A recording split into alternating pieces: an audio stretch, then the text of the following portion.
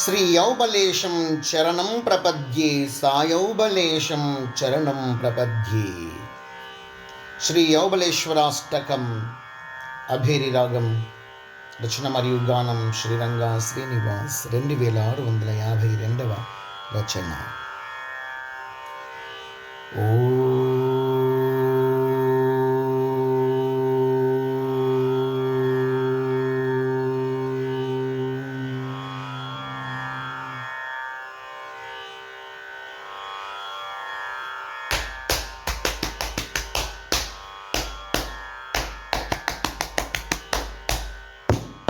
श्रीयौबलेशं शरणं प्रपद्ये। श्रीयौबलेशं शरणं प्रपद्ये सायौबलेशं चरणं प्रपद्ये।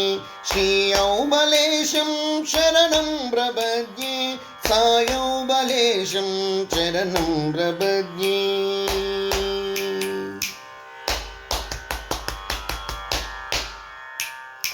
प्रह्लादखेदं परिहारदैवं प्रहतकशपासुर परदैवभावं प्रहसिताननमुख्यप्रज्ञावतारं श्रीयौबलेशं शरणं प्रपद्ये सायौबलेशं चरणं प्रपद्ये।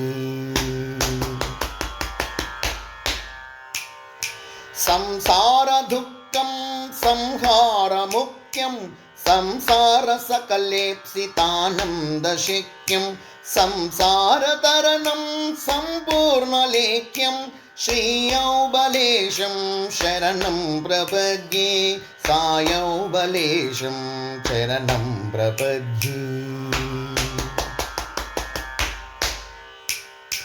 माहेश्वरीपतिं मनसा स्मरस्यं माहात्म्यपूर्णं महिमान्वितस्यं मोहान्धकारं विनिपातितस्यं श्रीयौबलेशं शरणं प्रपद्ये सायौबलेशं चरणं प्रपद्ये। सम्प्राप्य दुःखं संक्लिष्टदलनं सम्प्रज्ञजाता समाधिवितरणम् अप्राप्य तव दर्शनं प्राप्य करणं श्रीयौबलेशं शरणं प्रपद्ये सायौबलेशं शरणं प्रपद्ये।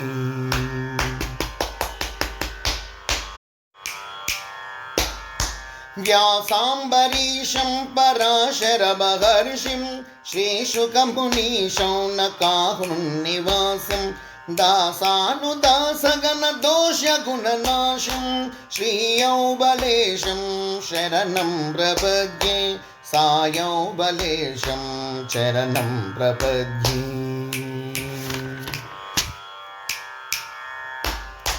भक्तानुरक्तं परिपालयुक्तं भक्तिज्ञानानन्दभुक्तिप्रयुक्तं मुक्तिकारणशक्तिव्यक्तप्रसक्तं श्रीयौबलेशं शरणं प्रपद्ये सायौबलेशं चरणं प्रपद्ये।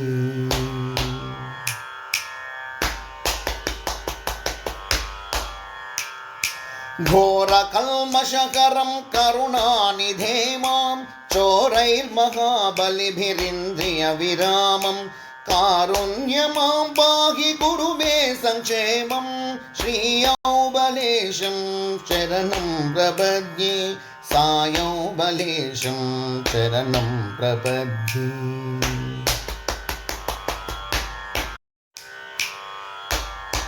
वामेतरेणं वरदास्तमुद्रं वामभागालिङ्गिता लक्ष्मीभद्रं श्रीमडकशिरसायि श्रीयौबलेन्द्रं श्रीयौबलेशं शरणं प्रपद्ये सायौबलेशं चरणं प्रपद्ये।